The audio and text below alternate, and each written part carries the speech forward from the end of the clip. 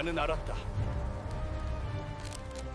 조작 미사들이 K9 자주포 폭발은 단순 사고가 아니었습니다. 돈에 눈이 멀어 병사들의 목숨을 잃게 한 방산 비리 카르텔. 그 역겨운 진실을 덮으려는 자들 앞에 전역한 전설의 사성 장군이 돌아왔습니다. 내 새끼들 건드린 대가 피눈물로 치르게 해주마.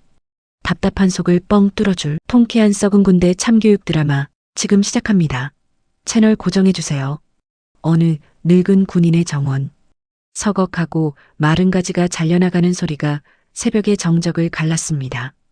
공기는 폐부를 찌를 듯 차가웠습니다.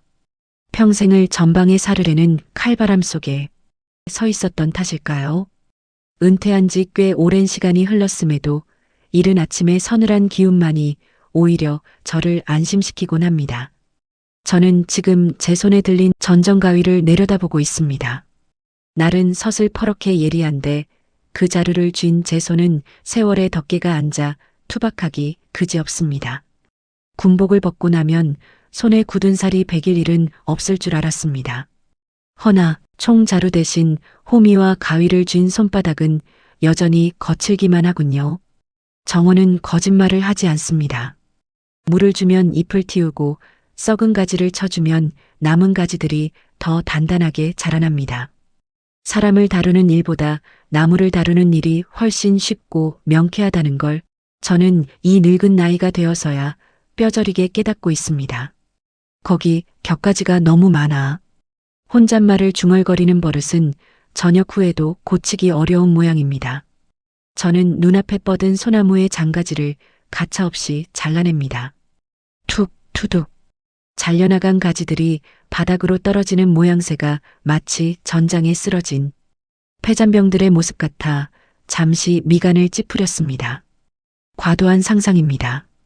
이제 저는 수천 명의 생사를 쥔 지휘관이 아니라 그저 이 작은 정원을 가꾸는 관리인일 뿐이니까요.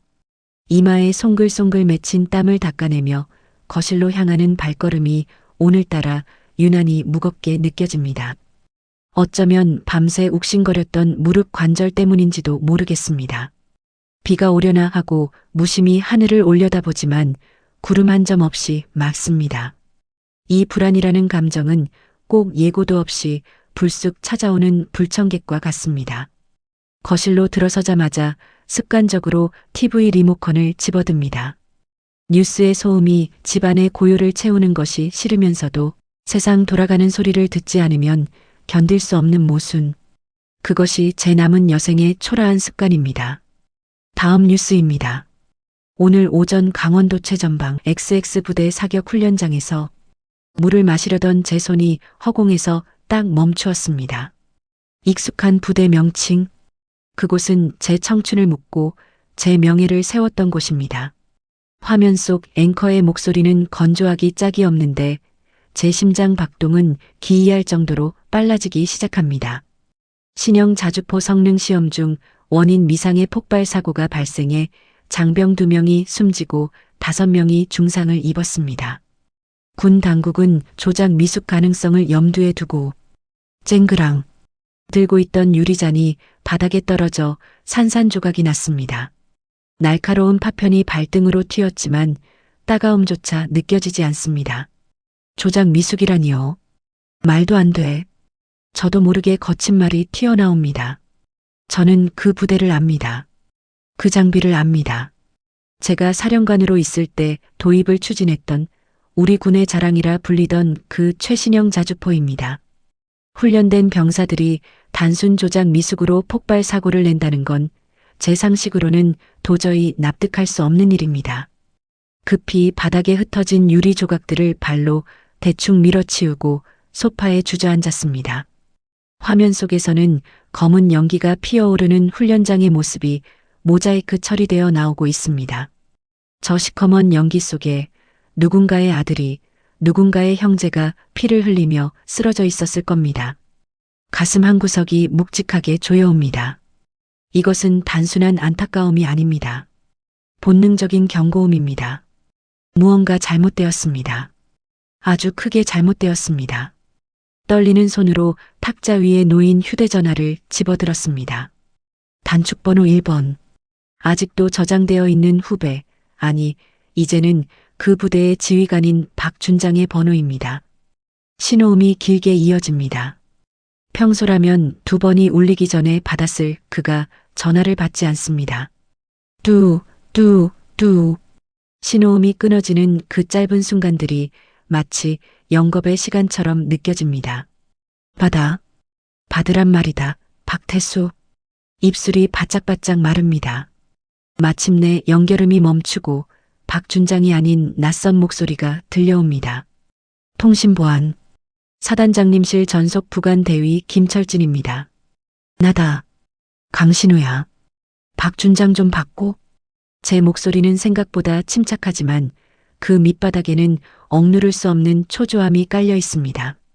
수화기 너머에서 잠시 침묵이 흐릅니다. 그 짧은 침묵이 저를 더욱 불안하게 만듭니다. 전 사령관님, 죄송합니다. 지금 사단장님께서 사고 수습으로 인해 현장에 나가 계십니다. 경황이 없으셔서 통화가 어려우실 것 같습니다. 그래, 알겠네. 사고 소식은 뉴스 보고 알았어. 그런데 김대위. 예, 말씀하십시오. 조작 미숙이라고 하더군. 뉴스에서는. 자네도 그렇게 생각하나? 그 부대원들이 그 정도 훈련에 실수를 할 녀석들인가? 수화기 너머의 김대위는 즉답을 피합니다. 숨소리가 거칠어진 것이 고스란히 느껴집니다. 군 당국에서 조사 중인 사안이라 제가 함부로 말씀드리기 어렵습니다. 나중에 다시 연락드리라고 전하겠습니다. 충성. 전화는 매정하게 끊어졌습니다. 함부로 말씀드리기 어렵다는 그 말. 군인들이 진실을 은폐할 때 가장 즐겨 쓰는 비겁한 방어기제입니다. 저는 검게 꺼진 휴대전화 화면을 멍하니 바라봅니다. 손끝이 미세하게 떨려오는 것을 막을 수가 없습니다. 제가 아끼던 후배 박준장이 저를 피하고 있습니다. 단순한 사고라면 가장 먼저 선배인 제게 하소연이라도 했을 위인입니다. 그런데 부관 뒤에 숨었습니다. 이것은 사고가 아닙니다. 사건입니다. 그것도 아주 고약한 냄새가 나는 사건 말입니다. 저는 자리에서 일어나 서재로 향합니다. 서재의 공기는 거실보다 한층 더 무겁고 어둡습니다. 책장 가득 꽂힌 전술 서적들과 표창장들이 오늘따라 유난히 빛바래 보입니다. 저는 책상 앞으로 다가가 가장 아래 칸 서랍을 엽니다. 끼익하는 마찰음이 신경을 긁습니다. 오랫동안 열지 않았던 탓입니다. 서랍 깊숙한 곳, 낡은 벨벳 상자 하나가 먼지를 뒤집어 쓴 채 놓여 있습니다. 이걸 다시 꺼내게 될 줄은 몰랐습니다. 아니, 어쩌면 다시 꺼내게 될까봐 두려워 저 깊은 곳에 유배시키듯 넣어두었던 것일지도 모릅니다. 저는 떨리는 손으로 상자를 엽니다. 그 안에는 2개의 군번줄이 들어 있습니다. 하나는 제 것, 또 하나는 제 젊은 날 작전 중에 잃었던 전우의 것입니다. 녹이 슬어 붉게 변한 군번줄이 형광등 불빛을 받아 둔탁하게 반짝입니다. 차가운 금속의 감촉이 손바닥에 닿는 순간 잊고 지냈던 화약 냄새와 피비린내가 코끝을 스치는 듯합니다. 저는 그 군번줄을 꽉 쥐어봅니다. 손바닥에 날카로운 통증이 파고듭니다. 조작 미숙. 입 밖으로 다시 내뱉어 보니 더욱 기가 막힌 단어입니다. 최신식 장비가 터졌습니다. 병사들이 죽었습니다. 그런데 지휘관은 침묵하고 언론은 앵무새처럼 당국의 발표만 읊어대고 있습니다. 제 소나기에 힘이 들어갑니다. 녹슨 군번줄이 서로 부딪히며 짤그랑 소리를 냅니다. 그 소리가 마치 지하에 묻힌 병사들의 비명처럼 들리는 것은 제 과민한 신경 탓일까요? 불안합니다. 이 불안감은 제 안락한 노후가 깨질 것에 대한 두려움이 아닙니다. 평생을 바쳐 지켜온 명예라는 성벽이 보이지 않는 흰개미떼에 의해 속에서부터 갉아먹히고 있다는 불길한 예감 때문입니다. 저는 눈을 감고 크게 심호흡을 합니다. 폐부 깊숙이 들어오는 공기에서 흙냄새가 아닌 비릿한 쇠냄새가 납니다. 정원의 평화는 깨졌습니다. 저는 이제 가위를 내려놓고 다시금 보이지 않는 적을 향해 총구를 겨누어야 할지도 모르겠습니다. 군번줄을 쥔 제 주먹이 부르르 떨립니다. 창밖에서는 어느새 먹구름이 몰려와 해를 가리고 있습니다. 곧 비가 쏟아질 것 같습니다. 아주 거세고 차가운 비가 말입니다. 금이 간 성벽. 철조망 사이로 불어오는 바람에서 매캐한 화약 냄새가 났습니다.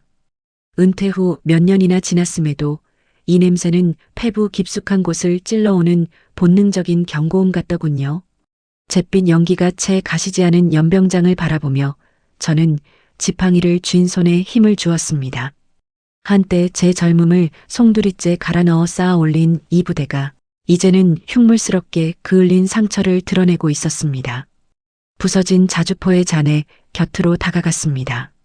현장은 통제선으로 둘러쳐져 있었지만 위병소의 아이들은 제 얼굴을 알아보곤 당황하며 길을 열어주었습니다.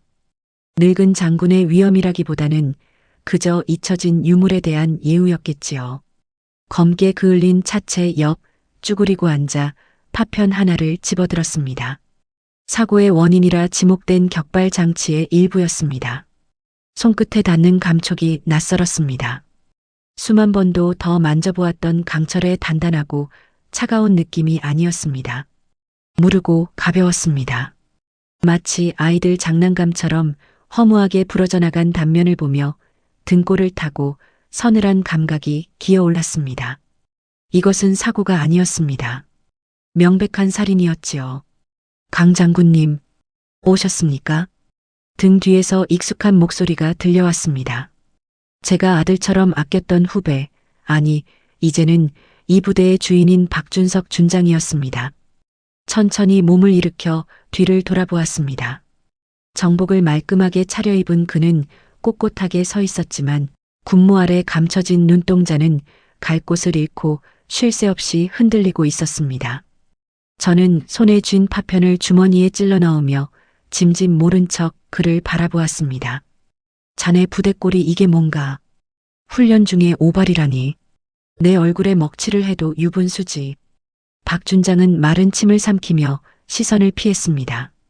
그의 목을 대가 크게 일렁였습니다. 죄송합니다. 노후 장비 점검 중에 미처 발견하지 못한 크랙이 있었던 모양입니다. 인명 피해가 커서 수습하느라 경황이 없었습니다. 노후 장비? 저는 헛웃음을 흘리며 그에게 한 발짝 다가갔습니다. 군화 발소리가 자갈을 밟으며 거칠게 울렸습니다. 이 부대 자주포 작년에 전량 신형으로 교체했네. 내가 떠나기 전 마지막으로 결제한 서류가 그건데 날 치매 노인 취급하는 건가? 박 준장의 얼굴이 흑빛으로 변했습니다. 그는 곤란하다는 듯 주변 눈치를 살피더니 제 팔을 조심스럽게 잡아 끌었습니다. 여긴 보는 눈이 많습니다. 장군님. 일단 집무실로 가시죠. 설명해 드리겠습니다. 그의 손이 미세하게 떨리고 있었습니다. 그 떨림이 제 팔을 타고 전해져 올 때 가슴 한구석에서 무언가가 툭 하고 끊어지는 소리가 들리는 듯 했습니다. 저는 그가 이끄는 대로 발걸음을 옮겼습니다. 하지만 마음속에서는 이미 걷잡을 수 없는 의심의 불길이 타오르고 있었지요. 사단장실의 공기는 무거웠습니다. 고급스러운 가죽 소파와 벽에 걸린 부대 표창들, 그리고 책상 위에 놓인 명패까지 모든 것이 그대로였지만 주인만이 바뀌어 있었습니다. 박 준장은 비서가 내온 차를 제 앞에 내려놓으며 맞은편에 털썩 주저앉았습니다. 그는 넥타이를 거칠게 풀어 헤치며 깊은 한숨을 내쉬었습니다. 선배님, 아니 형님, 솔직히 말씀드리겠습니다. 그가 입을 떼자마자 저는 주머니에 넣어두었던 파편 조각을 탁자 위에 던졌습니다. 쨍그랑 날카로운 금소금이 정적을 갈랐습니다. 이거 설명부터 해. 고강도 티타늄 합금이어야 할 격발 뭉치가 왜 싸구려 알루미늄 찌꺼기처럼 으스러져 있는지. 박 준장은 탁자 위의 파편을 보며 입술을 깨물었습니다. 그의 이마에 식은땀이 맺혔습니다. 그는 잠시 망설이다가 체념한 듯 고개를 떨구었습니다. 알고 계셨습니까? 내가 이 바닥에서만 40년을 굴렀어. 쇠냄새만 맡아도 똥인지 된장인지 구분해. 준석이 너 대체 무슨 짓을 벌인 거야? 제 목소리는 낮았지만 그 안에 담긴 분노는 스스로도 제어하기 힘들 만큼 뜨거웠습니다. 믿었던 놈이었습니다. 제 아들이 사고로 먼저 세상을 떠났을 때 상주 노릇을 하며 며칠 밤을 세워주었던 놈이었습니다. 그런 그가 지금 제 눈앞에서 범죄자의 얼굴을 하고 있었습니다. 박준장은 괴로운 듯 얼굴을 감싸 쥐었다가 이내 충혈된 눈으로 저를 올려다보았습니다. 어쩔 수 없었습니다. 위에서 이미 다 결정된 사안이었어요. 방위사업청 라인부터 군수사령부까지 다 얽혀있는 문제입니다. 제가 거부한다고 될 일이 아니었다고요. 그래서 저는 싸늘하게 되물었습니다. 그래서 불량 부품인 줄 알면서도 묵인했다? 내가 지휘관으로 있는 이 부대 병사들이 그 고철 덩어리 안에서 죽어나갈 걸 알면서도 조직을 위해서였습니다. 박준장이 책상을 내리치며 벌떡 일어났습니다. 그의 목소리가 갈라져 나왔습니다. 이번 나쁜 것만 조용히 넘어가면 우리 부대에 차세대 지휘 통제 시스템이 배정되기로 약속되어 있었습니다. 더 큰 예산, 더 강한 전력을 위해서 작은 희생은 감수해야 한다고 판단했습니다. 작은 희생? 저는 지팡이를 짚고 천천히 일어섰습니다. 다리가 후들거렸지만 정신만은 어느 때보다 또렷했습니다. 병사의 목숨이 작은 희생이야? 우리가 입고 있는 이 군복, 국가가 왜 입혀준 건지 잊었어? 국민의 생명을 지키라고 준 거야. 장사치들 배 불려주라고 입혀준 게 아니라. 형님은 모르십니다. 밖에서 보시니 명예니 정의니 하시겠죠. 하지만 안에서는 달라요. 이거 하나 터뜨리면 줄줄이 옷 벗습니다. 형님이 아끼시던 후배들, 동기들 다 죽는다고요. 제발 그냥 덮어주십시오. 죽은 병사는 안타깝지만 국립묘지 안장하고 보상금 넉넉히 챙겨주면 유족들도 납득할 겁니다. 그의 입에서 나오는 말들은 비수처럼 제 가슴에 박혔습니다. 국립묘지, 보상금, 납득. 그가 내뱉는 단어 하나하나가 제가 평생을 지켜온 신념을 조롱하는 것만 같았습니다. 저는 떨리는 손을 들어 그의 뺨을 올려붙이려다 허공에서 멈췄습니다. 때릴 가치조차 없다는 생각이 들었기 때문입니다. 그의 멱살을 잡고 흔드는 대신 저는 탁자 위에 파편을 다시 집어들었습니다. 차갑게 식어버린 금속 조각이 제 손바닥 안을 파고들었습니다. 준서가. 저는 힘 빠진 목소리로 그를 불렀습니다. 난 내가 장군 진급했을 때 내 아들이 장가가는 것보다 더 기뻤다. 내 등 뒤를 맡길 수 있는 유일한 놈이라고 생각했으니까. 박준장의 눈동자가 심하게 흔들렸습니다. 그는 무엇인가 변명하려 입을 달싹였지만 저는 손을 들어 그를 제지했습니다. 그런데 오늘 보니 내 등 뒤에 칼을 꽂은 게 바로 너였구나. 형님, 제발. 조직을 위해 덮어야 한다고? 아니, 넌 그저 내 자리가 아까웠을 뿐이야. 비겁한 변명하지 마라. 군인이 명예를 잃으면 그건 시체나 다름없어. 저는 돌아섰습니다. 뒤에서 박준장이 저를 부르는 소리가 들렸지만 발걸음을 멈추지 않았습니다. 문고리를 잡는 순간 등 뒤에서 그의 절박한 외침이 들려왔습니다. 이대로 나가시면 형님도 무사하지 못하실 겁니다. 그들이 가만히 있지 않을 거예요. 제발 여기서 멈추세요. 그의 협박 섞인 애원에도 저는 대답하지 않았습니다.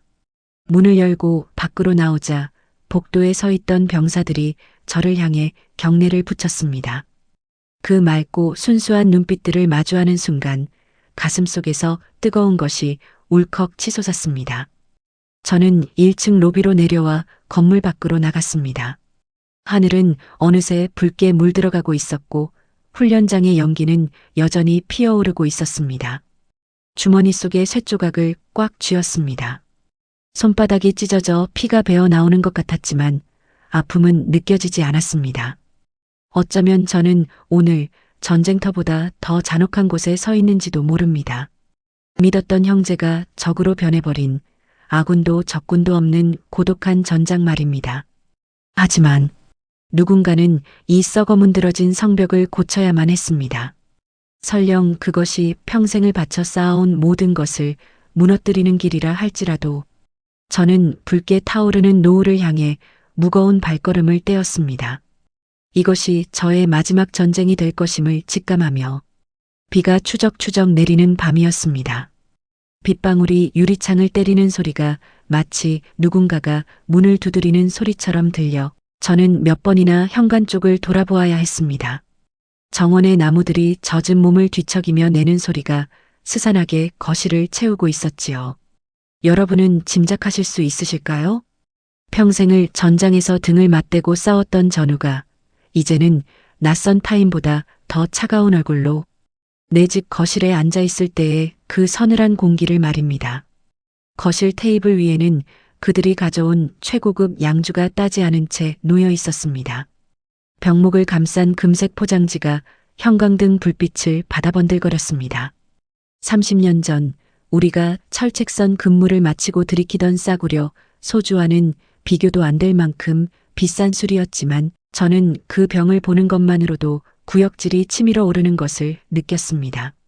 소파 맞은편에는 2명의 사내가 앉아 있었습니다. 한때 내부관이었던, 이제는 방산업체 고문 명함을 파고 다니는 최태석, 그리고 동기이자 사단장으로 전역한 김영훈. 두 사람 모두 세월의 기름기가 얼굴에 번들거리고 있었습니다. 신우야, 좋은 게 좋은 거 아니냐? 영훈이 먼저 침묵을 깼습니다.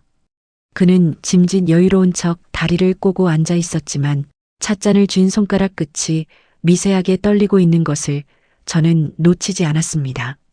탁자 위에 놓인 제 낡은 돋보기 안경을 힐끗거리는 그의 눈빛에는 경멸과 불안이 뒤섞여 있었지요. 우리 나이가 이제 60이다. 남은 인생 손주들 재롱이나 보면서 편하게 살아야지. 왜 긁어부스럼을 만들어? 그 사고 그냥 장비 노후화로 결론 났잖아. 국방부에서도 이미 그렇게 발표했고 저는 말없이 찻잔을 들어 입으로 가져갔습니다. 식어버린 차가 씁쓸하게 목을 넘어갔습니다. 그들의 말은 매끄러웠습니다. 마치 잘 닦인 군화처럼 반질반질했죠. 하지만 그 밑창에 묻은 진을까지 감출 수는 없었습니다. 장비 노후화라. 제가 입을 열자 태석이 기다렸다는 듯 몸을 앞으로 기울였습니다. 그의 값비싼 양복 상의에서 진한 향수 냄새가 풍겨왔습니다. 흙냄새와 화약 냄새가 배어있던 예전의 그 냄새는 온데간데 없었습니다. 그래요, 형님. 그 박준장 녀석이 관리 소홀한 건 맞는데 그걸 지금 와서 들쑤시면 부대 전체가 옷을 벗어야 합니다. 형님이 평생을 바쳐 키운 부대 아닙니까? 후배들 앞길 막아서야 되겠습니까? 태석의 목소리에는 묘한 협박조가 섞여 있었습니다. 후배들의 앞길, 부대의 명예, 그 단어들이 비수가 되어 제 가슴을 찔러왔습니다. 저는 천천히 고개를 들어 태석의 눈을 똑바로 응시했습니다. 앞길 막는 게 누구냐? 불량 부품 납품해서 애들 목숨 담보로 장사하는 놈들이냐? 아니면 그거 밝히려는 나냐? 제 낮은 목소리에 거실의 공기가 순식간에 얼어붙었습니다. 영훈이 거칠게 찻잔을 테이블에 내려놓았습니다. 쨍 하는 파열음이 빗소리를 뚫고 울려 퍼졌습니다. 야, 강신우, 말 다 했어? 영훈의 얼굴이 붉게 달아올랐습니다. 그는 더 이상 점잖은 척할 생각이 없는 듯 했습니다. 우리가 빈손으로 온 줄 알아? 너 연금 얼마나 나오냐? 그 쥐꼬리만 한 돈으로 이 집 유지하기도 벅차잖아. 내 아들 사업 자금 필요하다는 거 다 알고 왔어. 눈 딱 한 번만 감아. 그러면 내 노후는 우리가 책임진다니까? 그들은 봉투 하나를 테이블 위에 던지듯 올려놓았습니다. 두툼한 봉투였습니다. 그 속에 들어있는 것이 무엇인지, 그 무게가 의미하는 바가 무엇인지 알기에 제 심장은 바닥 없는 나락으로 곤두박질 치는 기분이었습니다. 평생을 지켜온 신념이 그깟 종이 뭉치 하나로 거래될 수 있다고 믿는 그들의 저열함에 치가 떨렸습니다. 저는 떨리는 손을 무릎 위에 꽉 쥐어 감추며 창밖의 어둠을 잠시 바라보았습니다. 유리창에 비친 제 모습은 초라한 늙은이일 뿐이었습니다. 하지만 그 늙은이의 가슴 속에는 아직 꺼지지 않은 불씨가 남아 있었습니다. 너희들, 언제부터냐? 제 물음에 태석이 미간을 찌푸리며 되물었습니다. 뭐가요? 언제부터 군복을 장사꾼 작업복으로 바꿔 입었냐고 묻는 거다. 저는 자리에서 일어났습니다. 무릎 관절에서 뚝소리가 났지만 저는 그 어느 때보다 꼿꼿하게 허리를 세웠습니다. 그들을 내려다보는 제 시선에 서려 있는 한기를 느꼈는지 태석과 영훈도 엉거주춤 자리에서 일어났습니다. 나가라. 뭐? 강신우, 너 진짜 후회 안 할 자신 있어? 영훈이 삿대질하며 소리쳤습니다. 그의 눈은 이제 맹수처럼 번들거리고 있었습니다. 우리가 그냥 온 줄 알아? 내가 과거에 부하들 쥐 잡듯이 잡았던 거, 훈련 중에 사고 났던 거, 그거 다 들춰내서라도 널 매장시킬 거야. 영웅? 명예? 그딴 게 밥 먹여주는 줄 알아? 이 꽉 막힌 늙은이가 진짜. 나가라고 했다. 제 고함이 거실을 쩌렁하게 울렸습니다. 평생을 연병장에서 지휘하던 목소리였습니다. 그 서슬퍼런 기세에 두 사람은 흠칫하며 뒤로 물러섰습니다. 하지만 그들의 눈빛은 공포가 아닌 먹잇감을 놓친 하이에나의 비릿한 살기로 바뀌어 있었습니다. 태석이 비웃음을 흘리며 테이블 위에 봉투를 다시 챙겨 넣었습니다. 좋습니다. 형님이 정그러시다면 우리도 어쩔 수 없네요. 근데 이거 하나만 명심하십시오. 이제 형님 편은 아무도 없습니다. 군대도 국방부도 심지어 형님이 아끼던 부하들도 다 우리랑 한 배를 탔습니다. 혼자서 깨끗한 척하다가 어디서 객사해도 아무도 몰라줄 겁니다. 현관문이 쾅 소리를 내며 닫혔습니다. 그들이 떠난 자리에 다시 정적과 빗소리만이 남았습니다. 자동차 엔진 소리가 멀어질 때까지 저는 현관을 노려보고 서 있었습니다. 다리가 풀려 소파에 주저앉고 말았습니다. 텅 빈 거실. 탁자 위에는 그들이 남기고 간 싸구려 양주 냄새 같은 잔향만이 감돌았습니다. 저는 두 손으로 얼굴을 감싸쥐었습니다. 손가락 사이로 거칠고 메마른 피부가 느껴졌습니다. 외로움이라는 것이 이토록 뼈저린 것인 줄 저는 미처 몰랐습니다. 적진 한가운데 고립되었을 때도 이런 기분은 아니었습니다. 그때는 적어도 내 등 뒤를 지켜줄 전우가 있다는 믿음이 있었으니까요. 하지만 지금은 아닙니다. 나의 조국, 나의 군대, 나의 전우. 제가 평생을 바쳐 사랑하고 지켜왔던 모든 것들이 저를 향해 총구를 겨누고 있었습니다. 어둠 속에 홀로 앉아 있으니 벽에 걸린 낡은 정복이 눈에 들어왔습니다.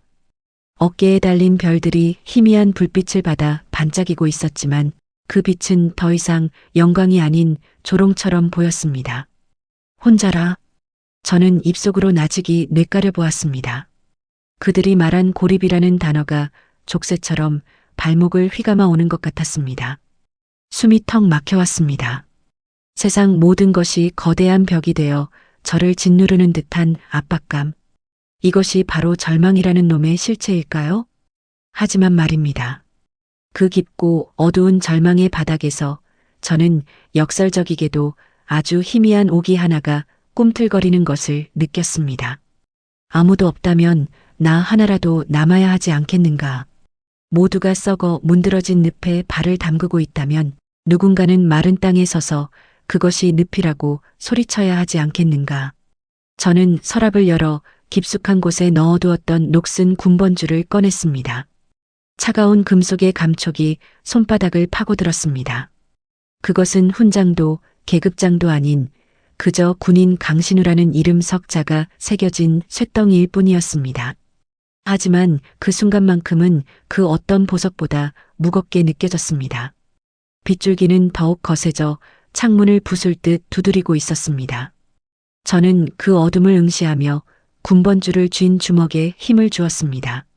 손톱이 살을 파고드는 고통이 오히려 제 정신을 맑게 깨워주고 있었지요. 네, 그들은 저를 고립시켰다고 믿겠지만 저는 이제야말로 진짜 싸움을 시작할 준비가 된 것일지도 모르겠습니다. 비록 그 싸움터에 저 혼자 서 있게 될지라도 말입니다. 어둠이 내려앉은 정원에는 비릿한 흙내음과 함께 정막만이 감돌았습니다. 평생을 전쟁터와 같은 긴장 속에서 살아왔지만 동료들이 등을 돌린 뒤 찾아온 이 고요함은 유독 뼈가 시리게 다가왔습니다. 제가 평생을 바쳐 지켜온 신념이 그들에게는 그저 낡고 거추장스러운 고철 덩어리에 불과했던 걸까요? 어제까지만 해도 안부를 묻던 전화기는 며칠째 죽은 듯 조용했고 대문 밖을 서성이던 그림자들은 감시의 눈길만을 번득이고 있었습니다. 고립이라는 단어가 이토록 무겁게 어깨를 짓누를 줄은 군복을 입고 있던 시절에는 미처 알지 못했습니다. 저는 낡은 전정가위를 들어 시들어버린 장미줄기를 툭 하고 잘라냈습니다. 무심하게 잘려나가는 가지처럼 저 또한 조직에서 도려내어지고 있음을 느낍니다. 그때였습니다. 빗소리에 묻혀 희미하게 초인종 소리가 울린 것은 이 늦은 밤에 저를 찾아올 사람은 아무도 없었습니다. 아니, 없어야 했습니다. 저는 굳은 살 박인 손으로 전정가위를 내려놓고 현관으로 향했습니다. 인터폰 화면 속에는 우산도 없이 비를 맞고 서 있는 자그마한 체구의 여자가 보였습니다. 경계심이 먼저 앞섰지만 왠지 모를 불안한 눈빛이 저로 하여금 빗장을 풀게 만들었습니다. 철문이 삐걱거리며 열리자 찬바람과 함께 들이닥친 여자는 흠뻑 젖은 머리카락 사이로 창백한 얼굴을 드러냈습니다. 누구십니까? 제 목소리는 생각보다 더 건조하고 딱딱하게 나갔습니다. 여자는 입술을 파르르 떨며 품속에서 무언가를 꺼내려다 멈칫했습니다. 저를 올려다보는 눈동자의 깊은 슬픔과 두려움, 그리고 알 수 없는 절박함이 뒤섞여 있었습니다. 강신우, 장군님 맞으시죠? 그렇습니다만, 저는 이번 폭발 사고로 죽은 이민혁 상병의 동생 이수진입니다. 심장이 쿵 하고 내려앉는 것 같았습니다. 사고 현장에서 새카맣게 타버린 잔해를 보았을 때 느꼈던 그 참담함이 다시금 목구멍을 타고 올라왔습니다. 저는 잠시 말을 잃고 그녀를 바라보았습니다. 빗물이 그녀의 턱을 타고 눈물처럼 흘러내리고 있었습니다. 들어오시죠. 거실로 들어온 수지는 소파 끝에 엉덩이만 걸친 채 불안하게 손을 만지작거렸습니다. 저는 말없이 마른 수건을 가져다 주었습니다. 그녀는 수건을 받아들고도 물기를 닦을 생각조차 하지 못한 채 떨리는 손으로 주머니에서 작은 비닐팩을 꺼내 탁자 위에 올려놓았습니다. 손톱만 한 크기의 메모리 카드였습니다. 오빠 유품을 정리하다가 군화 밑창 안쪽에서 이걸 찾았어요. 수진의 목소리는 갈라져 있었습니다. 그녀는 마른 침을 삼키며 말을 이었습니다. 경찰에도 가봤고 헌병대에도 연락해봤어요. 그런데 아무도 제 말을 들어주지 않았어요. 그냥 단순 사고라고, 유족이 너무 예민하게 구는 거라고. 심지어 어떤 사람은 조용히 있지 않으면 보상금도 못 받을 수 있다고 협박까지 했어요. 그녀의 눈에서 기어이 참았던 눈물이 터져나왔습니다. 울음 섞인 목소리가 거실의 정막을 찢어발겼습니다. 그런데 오빠가 휴가 나왔을 때 그랬거든요. 부대에서 정말 존경하는 분이 딱 한 분 계신다고. 강신우 장군님이라면 믿을 수 있다고. 저는 탁자 위에 메모리 카드를 집어들었습니다. 차가운 플라스틱 조각이 손끝에 닿는 순간 마치 뜨거운 불에 댄 듯한 통증이 느껴졌습니다.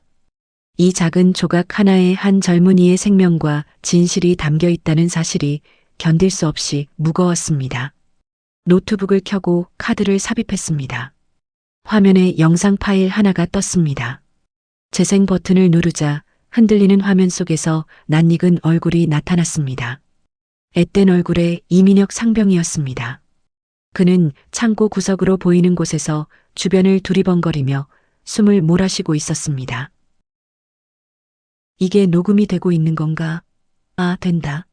화면 속 민혁은 카메라 렌즈 가까이 손을 가져다 댔습니다.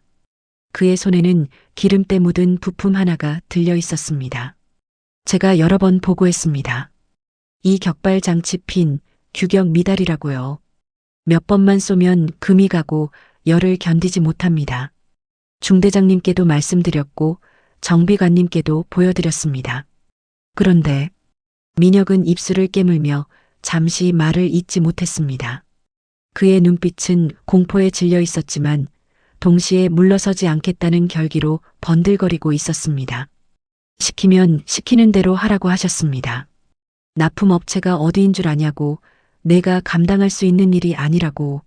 하지만 저는 불안합니다.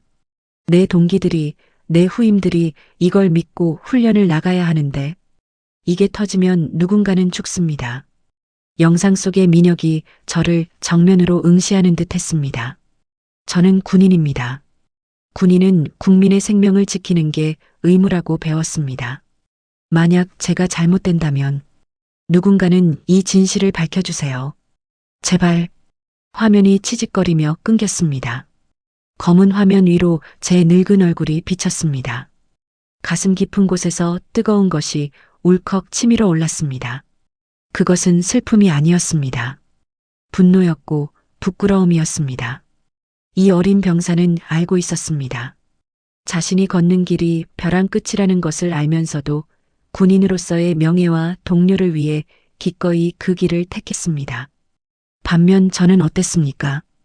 평생을 군인으로 살았다고 자부하면서도 정작 진실 앞에서는 고립이 두려워, 옛 전우들의 시선이 두려워 망설이고 있었습니다. 화면 속 민혁의 눈빛은 마치 40년 전 임관식에서 선서하던 제 젊은 날의 모습과 꼭 닮아 있었습니다. 그 찬란했던 눈빛을 저는 어디에 팔아먹고 빈 껍데기만 남은 채 늙어가고 있었던 걸까요? 저는 천천히 고개를 돌려 수진을 바라보았습니다. 그녀는 여전히 어깨를 들썩이며 흐느끼고 있었습니다. 저는 자리에서 일어나 그녀에게 다가갔습니다. 그리고 굳은 살 박인 투박한 손으로 그녀의 떨리는 어깨를 조심스럽게 감싸 안았습니다. 미안합니다. 제 입에서 나온 말은 변명도 위로도 아닌 사과였습니다. 정말 미안합니다. 제가 너무 늦었습니다. 수진이 고개를 들어 저를 바라보았습니다. 눈물 젖은 눈동자 속에 아주 작은 희망의 빛이 서리는 것을 저는 보았습니다. 저는 그 눈빛을 피하지 않았습니다. 오빠의 죽음은 사고가 아닙니다. 그리고 결코 헛되지 않을 겁니다. 제 목소리에는 더 이상 망설임이 없었습니다. 제가 약속합니다. 제 모든 명예를 걸고 이 아이의 마지막 명령을 수행하겠습니다. 수진이 돌아간 후 저는 서랍 깊숙한 곳에 넣어두었던 녹슨 군번줄을 다시 꺼냈습니다. 손바닥 위에서 차갑게 식어있던 쇳조각이 이제는 뜨겁게 맥동하는 심장처럼 느껴졌습니다. 창밖의 빗줄기는 굵어졌지만 제 마음속의 폭풍우는 거짓말처럼 잠잠해졌습니다. 더 이상 고립은 두려움의 대상이 아니었습니다. 모두가 저를 외면한다 해도 상관없었습니다. 제 곁에는 이제 진실이라는 가장 강력한 무기와 저를 믿고 떠난 한 젊은 병사의 영혼이 함께하고 있었으니까요. 저는 민혁의 사진을 군번줄 옆에 나란히 놓았습니다. 꺼져가던 불씨가 다시 거세게 타오르는 것을 느끼며 저는 어둠 속에서 조용히 그러나 단호하게 주먹을 쥐었습니다. 밤은 깊었지만 새벽이 멀지 않았음을 저는 알고 있습니다. 이것은 끝이 아니라 비로소 시작이었습니다. 빗줄기가 차창을 때리는 소리가 마치 낡은 기관총의 파열음처럼 귓가를 맴돌았습니다. 서울 도심 한복판, 하늘을 찌를 듯 솟아있는 태성 디펜스의 본사 건물 앞에 섰을 때 저는 주머니 속에서 차갑게 식어버린 병사의 군번줄을 다시 한번 꽉 쥐어보았습니다. 손바닥에 배어나는 쇠냄새가 비릿한 피냄새와 닮아 있다고 느낀 건 아마도 저의 지나친 감상 탓이었겠지요. 엘리베이터 숫자가 올라가는 동안 저는 거울 속에 비친 늙은 사내의 눈을 피하지 않으려 애썼습니다. 오늘 제가 마주해야 할 적은 국경 너머의 이방인이 아니었습니다. 30년 전 DMZ 수색 작전 중 지뢰를 밟을 뻔한 저를 몸으로 밀쳐내고 대신 다리 한쪽을 잃으셨던 제 평생의 은인인 고 최 중장님의 외아들이었으니까요. 육중한 마호가니 문이 열리고 널찍한 집무실의 풍경이 눈에 들어왔습니다. 통유리 너머로 화려한 도시의 야경이 펼쳐져 있었지만 제 눈에는 그 불빛들이 마치 타오르는 전장의 화염처럼 보였습니다. 그리고 그 중심에 아버지의 젊은 시절을 꼭 빼닮은 중년의 남자가 고급 양주잔을 흔들며 앉아 있었습니다. 최민석 대표였습니다. 오셨습니까, 삼촌? 아니, 강 장군님이라고 불러드려야 하나? 민석은 자리에서 일어나지 않은 채 여유로운 미소로 손짓했습니다. 30년의 세월이 흘렀어도 그의 눈매에서 최 중장님의 잔영을 읽어내는 것은 어렵지 않았습니다. 그 익숙한 눈매가 저를 향해 휘어질 때 가슴 한구석이 욱신거려 왔습니다. 은혜를 원수로 갚아야 하는 날이 오고야 만 것일까요? 저는 천천히 걸음을 옮겨 그의 맞은편 가죽 소파에 무겁게 내려앉았습니다. 푹신한 감촉이 오히려 가시방석처럼 느껴졌습니다. 호칭은 중요하지 않네.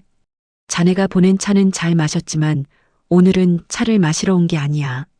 저는 품 안에서 서류 봉투 하나를 꺼내 테이블 위에 던지듯 올려놓았습니다. 툭 하는 둔탁한 소리가 적막한 집무실의 공기를 갈랐습니다.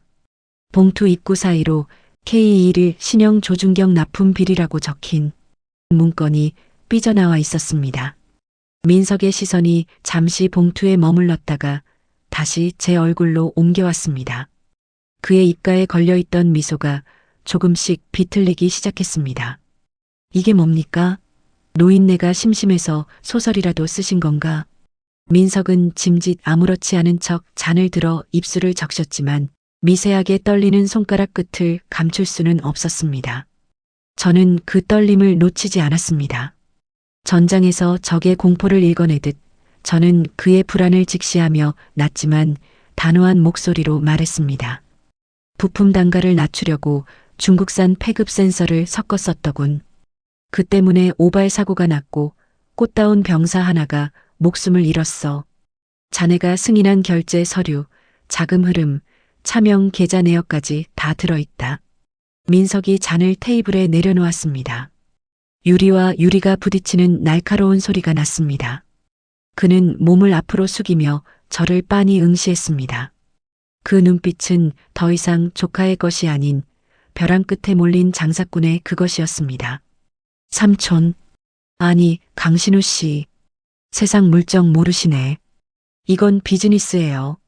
국방 예산은 한정되어 있고 우리도 먹고 살아야 할 거 아닙니까? 그리고 그깟 병사 하나 죽은 게 뭐 대수라고. 군대에서 사고는 늘 있는 법입니다. 그깟 병사? 제 목소리가 저도 모르게 높아지려던 것을 가까스로 눌러 담았습니다. 주머니 속의 군번줄이 손안에서 뜨겁게 달아오르는 것만 같았습니다. 내 아버지는 자네 부친께서는 부하 하나를 살리겠다고 당신 다리를 내어주셨어. 그런데 그 아들이라는 놈이 부하들의 목숨값을 떼어먹어? 제 일갈에 민석의 얼굴이 붉게 달아올랐습니다. 그는 신경질적으로 넥타이를 느슨하게 풀며 벌떡 일어났습니다. 아버지, 지겨워 죽겠네 진짜. 그 양반이 명예 타령하다가 집에 남겨준 게 뭐가 있는데요? 훈장 쪼가리 몇 개? 다리 병신돼서 전역하고 평생 술만 퍼마시다 가셨잖아. 내가 이 회사 키우느라 얼마나 개처럼 굴렀는지 알아요? 그는 책상을 쾅 내리치며 소리쳤습니다. 그의 분노는 거짓이 아니었습니다. 가난과 장애를 안고 살았던 아버지에 대한 애증, 그리고 뒤틀린 보상심리. 그것이 그를 괴물로 키운 자양분이었음을 저는 그제야 깨달았습니다. 하지만 이해한다고 해서 용서할 수 있는 것은 아니었습니다. 그래서 내 배를 불리자고 내 새끼 같은 아이들에게 불량총을 쥐어줬단 말이냐. 삼촌도 득 보셨잖아요. 아버지 덕에 살아남아서 별 달고 장군 소리 듣고 연금 받으며 편하게 사셨잖아. 내 아버지가 삼촌 살려줬으면 삼촌도 이제 갚아야지. 이 회사가 무너지면 아버지 명예도 같이 똥통에 처박히는 거라고요. 민석이 서랍을 거칠게 열더니 두툼한 봉투 하나를 꺼내 제 앞에 밀어 던졌습니다. 묵직한 돈봉투였습니다. 아니, 그것은 제 양심을 사려는 미끼이자 과거의 빚을 청산하라는 협박장이었습니다. 이거 들고 가세요. 가서 조용히 화초나 가꾸시라고요. 내가 섭섭지 않게 매달 챙겨드릴 테니까. 우리 아버지 생각해서라도 한 번만 눈 감아 주쇼. 예. 비굴함과 오만함이 뒤섞인 그의 표정을 보며 저는 깊은 현기증을 느꼈습니다.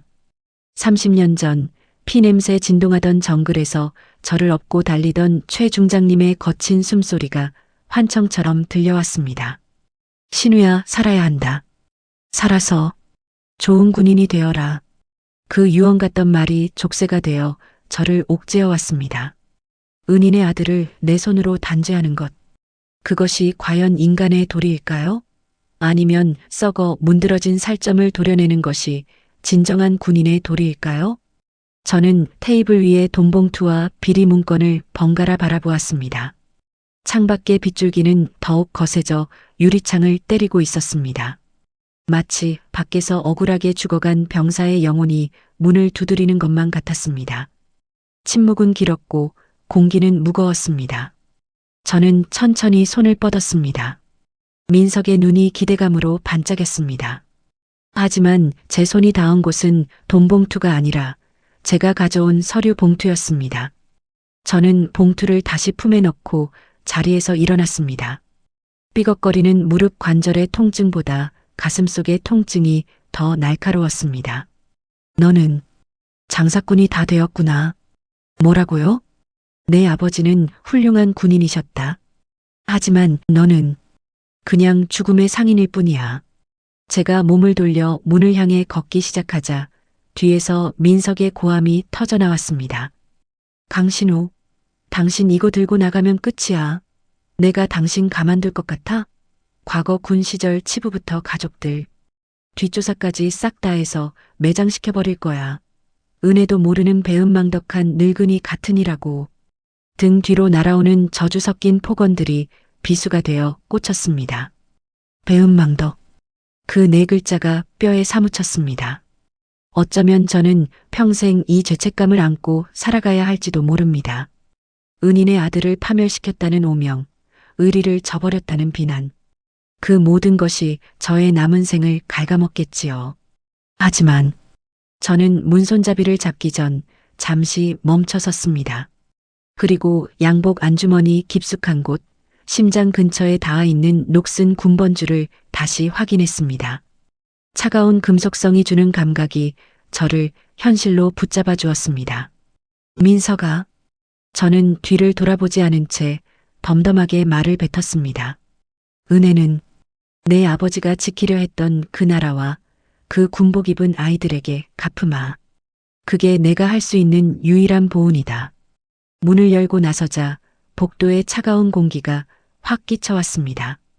등 뒤에서 무언가 깨지는 요란한 소리와 민석의 악에 바친 비명이 들려왔지만 저는 걸음을 멈추지 않았습니다.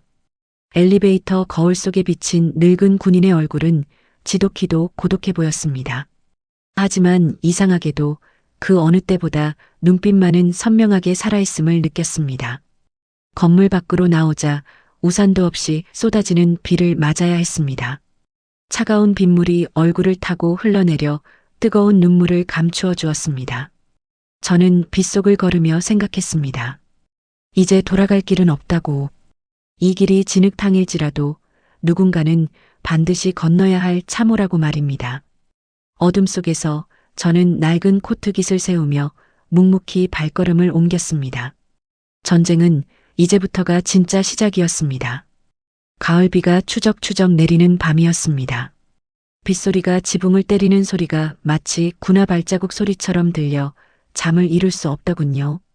여러분은 믿음이 배신으로 바뀌는 소리를 들어보신 적이 있습니까?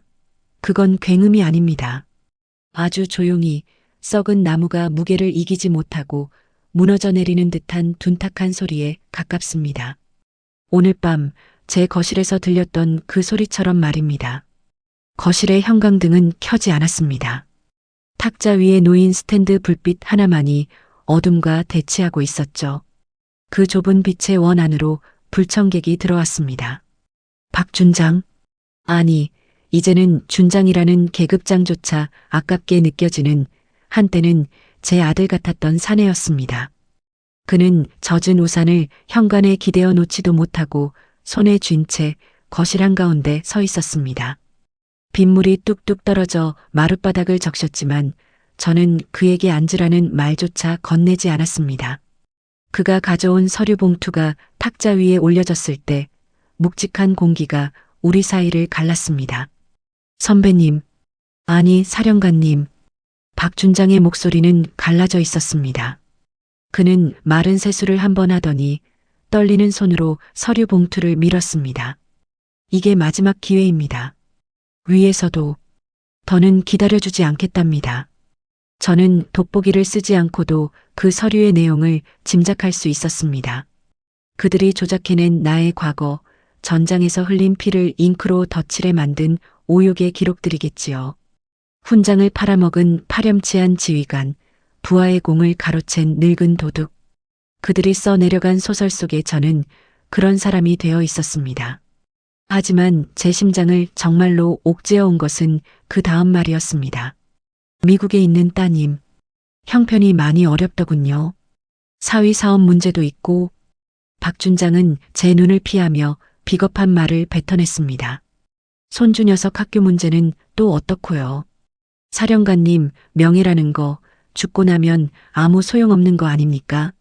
산 사람은 살아야죠. 가족들은 지키셔야죠. 순간 뱃속 깊은 곳에서 뜨거운 것이 치밀어 올랐습니다. 그것은 단순한 화가 아니었습니다. 평생을 군인으로 살아오며 지켜온 가치가 가장 믿었던 후배의 입을 통해 오물처럼 변질되는 것을 목격한 참담함이었습니다. 저는 천천히 고개를 들어 그를 응시했습니다. 제 눈빛에 기가 눌렸는지 그는 반사적으로 어깨를 움츠렸습니다. 준장, 제 목소리는 생각보다 낮고 차분하게 나왔습니다. 내 딸아이 뒷조사하라고 단 그 별이 아닐 텐데.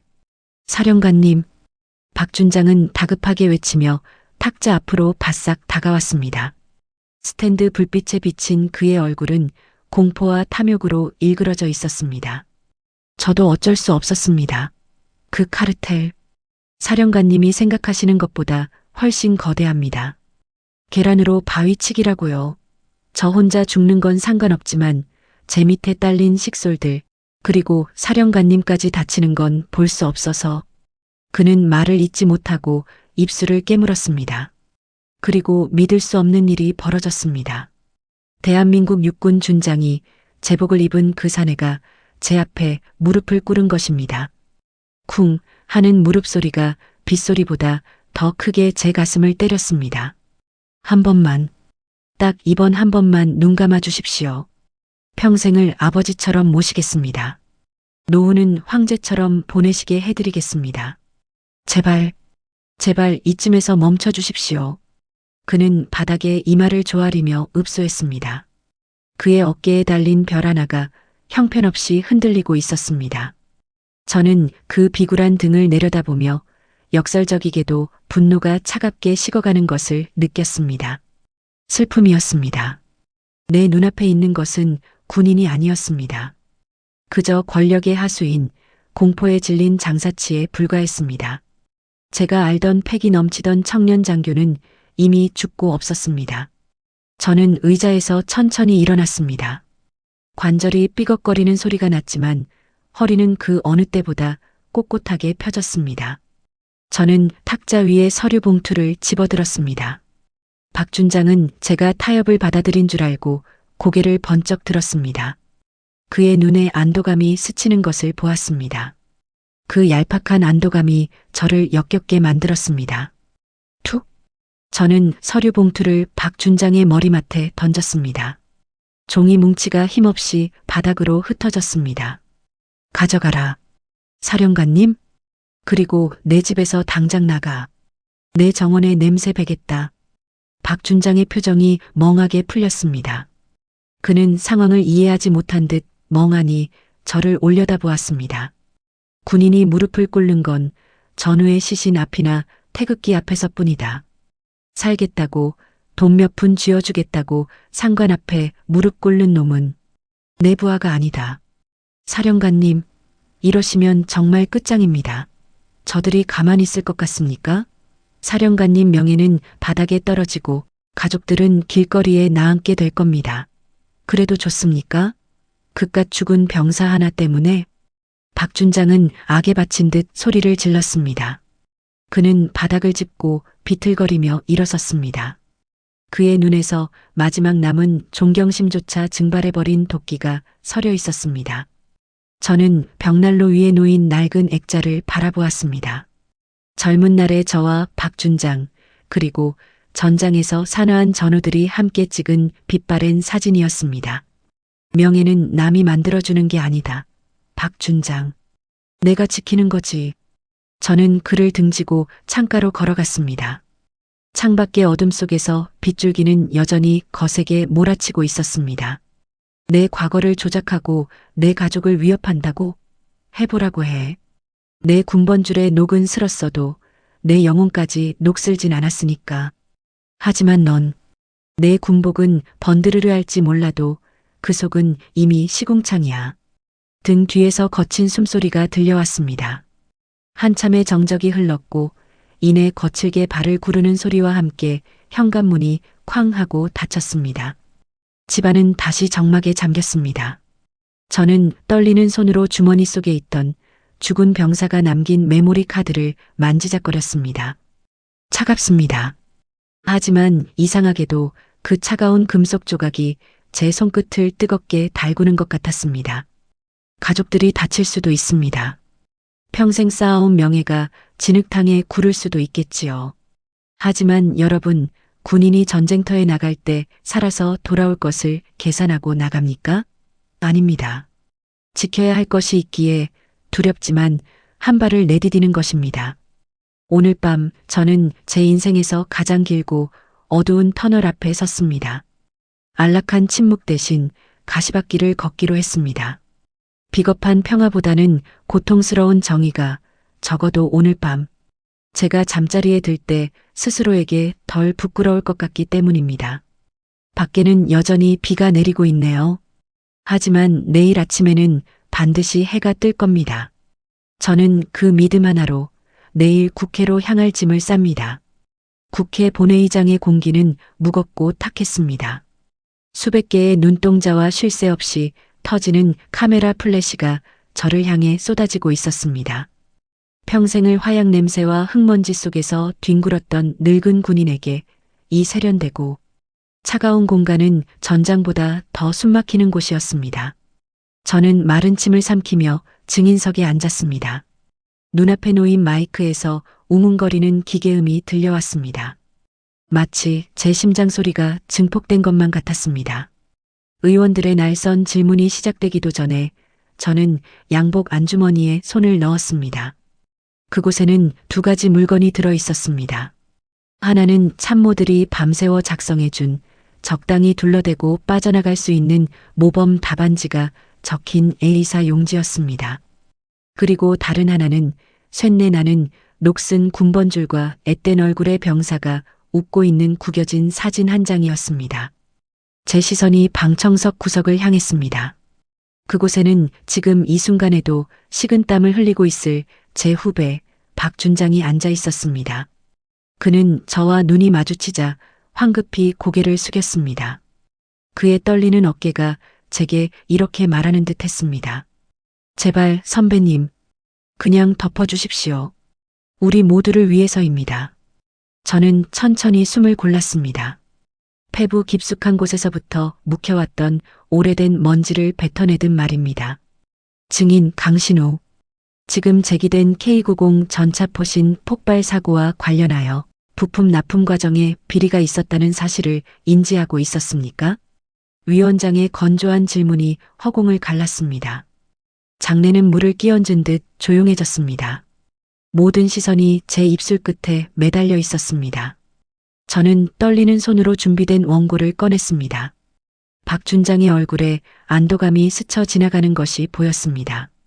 깨끗하게 인쇄된 종이 위에는 실무진의 단순한 행정, 차고, 지휘관으로서의 도의적 책임 같은 매끄러운 단어들이 나열되어 있었습니다.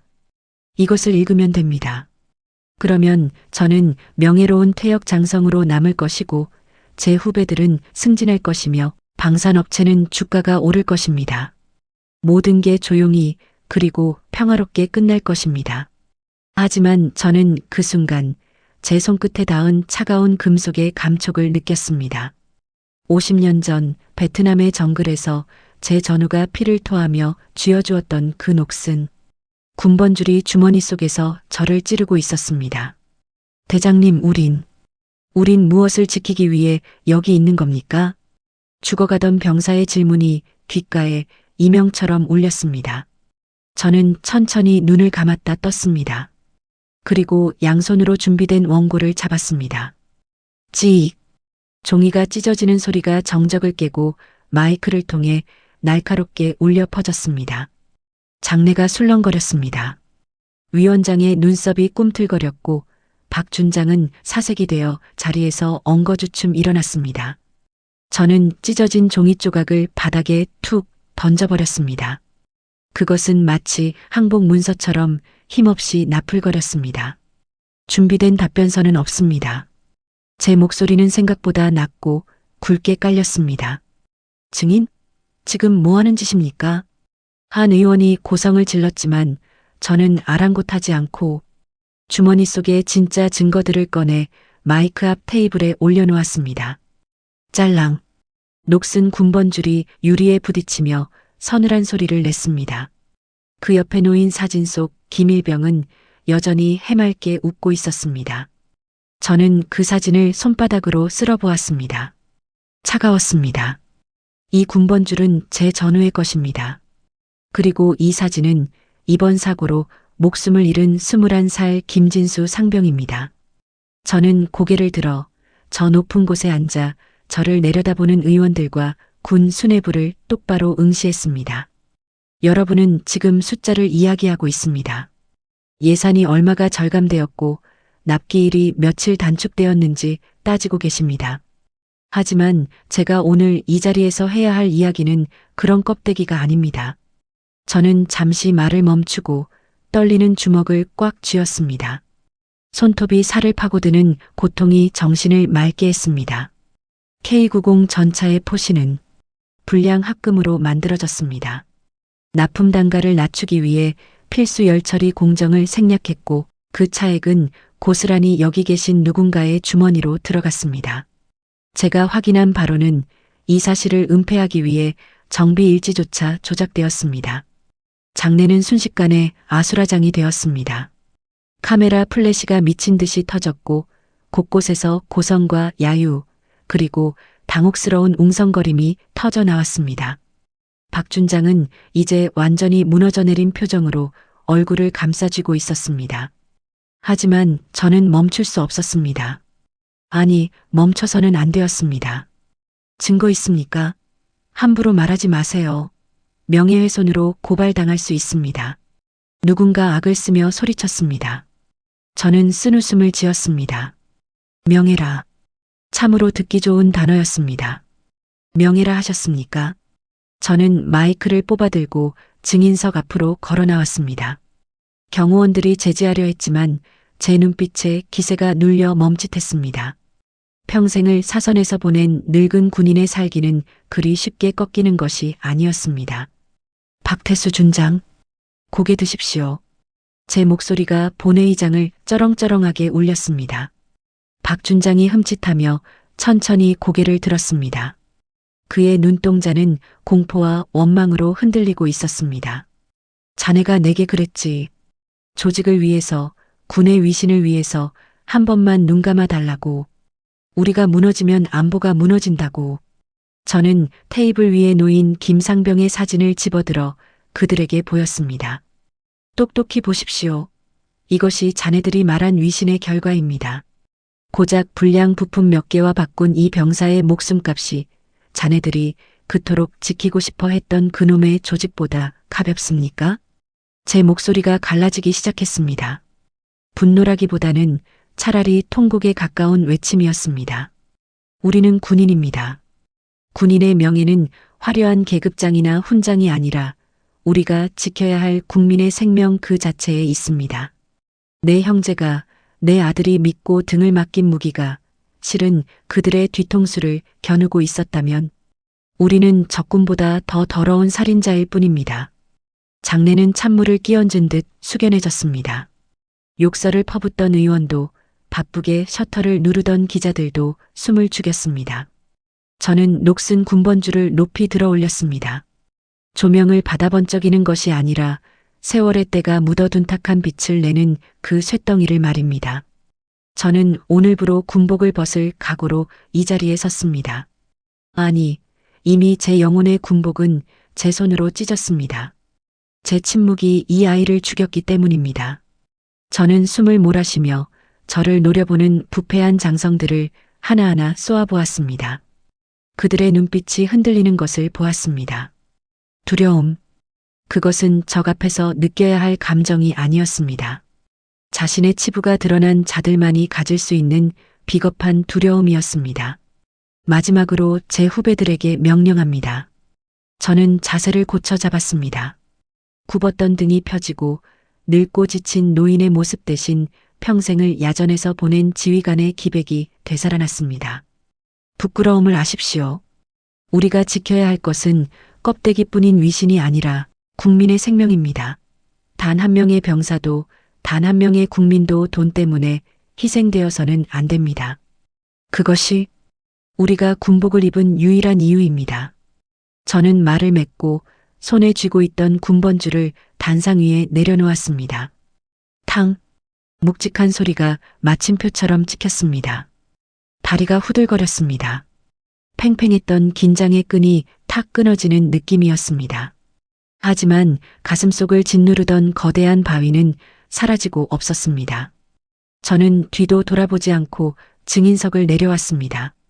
등 뒤에서 누군가의 흐느끼는 소리가 들려왔지만 저는 걸음을 멈추지 않았습니다. 본회의장의 문을 열고 나가는 제 뒷모습 위로 쏟아지는 플래시 세례는 여전했지만 그 빛은 더 이상 따갑지 않았습니다. 그것은 마치 긴 어둠의 터널을 지나온 제게 비추는 석양의 마지막 빗줄기처럼 느껴졌습니다. 비로소 저는 진짜 군인으로 돌아온 것 같았습니다. 모든 소란이 잦아든 뒤 법원 앞을 가득 메웠던 카메라의 플래시, 세례도 귓가를 때리던 질문들도 신기루처럼 사라졌습니다. 남은 것은 제 손에 들린 낡은 서류 가방 하나와 등 뒤로 굳게 닫힌 위병소의 철문 소리뿐이더군요. 평생을 바쳐 지켜온 부대였지만 떠나는 길은 이토록 적막했습니다. 사람들은 저를 내부 고발자라 부르기도 하고 누군가는 배신자라 손가락질하기도 했습니다. 하지만 이상하게도 제 어깨를 짓누르던 천근만근의 무게는 느껴지지 않았습니다. 오히려 텅 빈 가슴속으로 시원한 바람이 불어오는 것만 같았습니다. 저는 짐짓 아무렇지 않은 척 옷매무새를 다듬으며 주차장으로 향했습니다. 마지막까지 저를 배웅 나온 사람은 아무도 없었습니다. 당연한 수순이겠지요. 조직의 치부를 드러낸 늙은 군인에게 건넬 작별 인사는 준비되어 있지 않았을 겁니다. 차에 시동을 걸며 백미러로 멀어지는 부대 정문을 바라보았습니다. 고생했다, 강신우. 제 입에서 나온 말은 거창한 작별사가 아니라 그저 저 자신에게 건네는 투박한 한마디였습니다. 엑셀을 밟는 발끝에 힘이 들어갔습니다. 이제야 비로소 전쟁터보다 더 치열했던 지난 몇 달간의 전투가 끝났음을 실감했습니다. 집으로 돌아오니 해는 이미 서쪽 능선에 걸려 붉은 빛을 토해내고 있었습니다. 오랫동안 주인을 잃고 방치되었던 정원은 잡초가 무성했습니다. 하지만 그 헝클어진 모습조차 제게는 반가운 전우의 얼굴처럼 느껴지더군요. 저는 양복 상의를 벗어 대충 마루에 던져두고 소매를 걷어붙인 채 정원 한가운데 쪼그리고 앉았습니다. 흙냄새, 비릿하면서도 생명을 품은 그 냄새가 코끝을 스쳤습니다. 호미를 들어 굳은 땅을 찍어내렸습니다. 깡 하고 돌멩이에 부딪히는 소리가 정적을 깼습니다. 잡초를 뽑아내고 시든 가지를 쳐냈습니다. 땀방울이 콧날을 타고 흘러내려 메마른 흙 위로 떨어졌습니다. 그 단순한 노동이 저를 위로했습니다. 명예니 위신이니 하는 껍데기들을 벗어던지고 오로지 흙과 나 그리고 생명만이 존재하는 시간. 저는 그제야 깊은 숨을 들이마실 수 있었습니다. 얼마나 지났을까요? 등 뒤에서 인기척이 느껴졌습니다. 바람소리인가 싶어 무시하려 했지만 자박거리는 발자국 소리는 분명히 제 쪽을 향하고 있었습니다. 혹시나 아직도 저에게 원한을 품은 자들이 보낸 하수인일까요? 저는 쥐고 있던 호미를 내려놓지 않은 채 천천히 몸을 일으켜 뒤를 돌아보았습니다. 그곳에는 예상치 못한 손님들이 서 있었습니다. 노을을 등지고 선 실루엣들. 가장 앞에는 하얀 국화꽃 다발을 든 앳된 얼굴의 여학생이 서 있었습니다.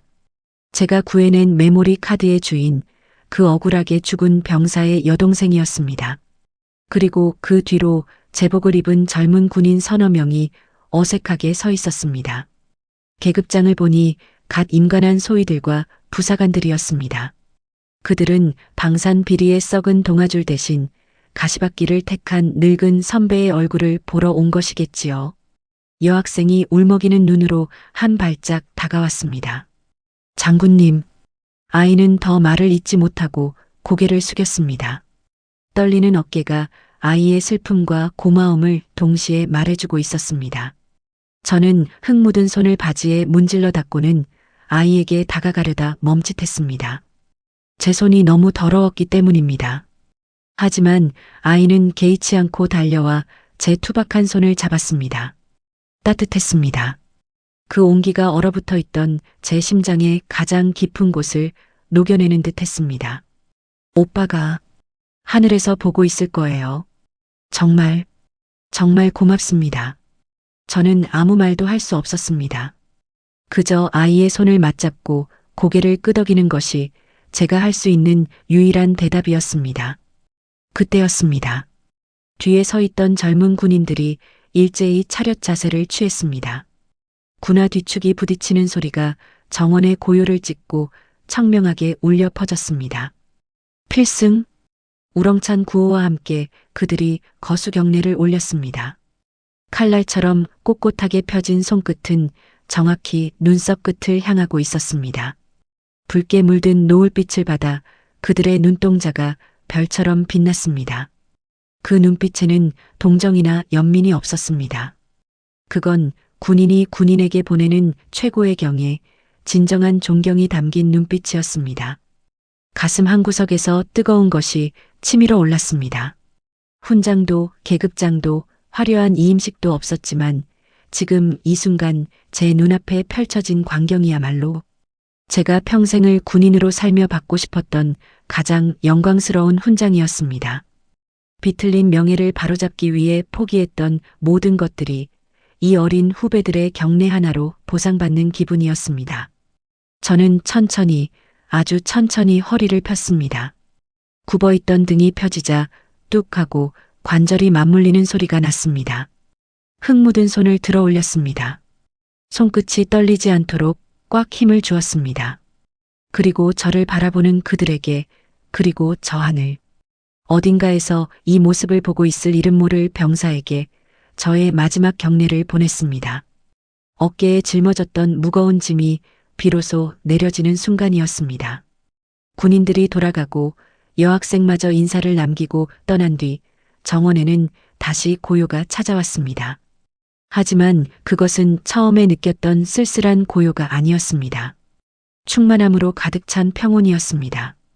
저는 마루에 걸터 앉아 완전히 넘어가려는 해를 바라보았습니다. 하늘은 핏빛으로 붉다가 이내 짙은 보라색으로 물들어갔습니다. 황혼. 그래요, 모든 것이 저물어가는 시간입니다. 하지만 그 어둠이 결코 두렵지 않았습니다. 밤이 지나면 반드시 새로운 태양이 떠오른다는 것을 알기 때문입니다. 주머니 속에서 녹슨 군번줄을 꺼내어 만지작거렸습니다. 차가운 금속의 감촉이 이제는 더 이상 족쇄처럼 느껴지지 않았습니다. 이만하면 되었다. 입가에 옅은 미소가 번졌습니다. 참으로 오랜만에 지어보는 꾸밈없는 미소였습니다. 어둠이 내려앉는 정원, 이름 없는 풀벌레 소리가 들려오기 시작했습니다. 저는 그 소리를 자장가 삼아 눈을 감았습니다. 오늘 밤은 꿈 없이 푹 잘 수 있을 것 같습니다.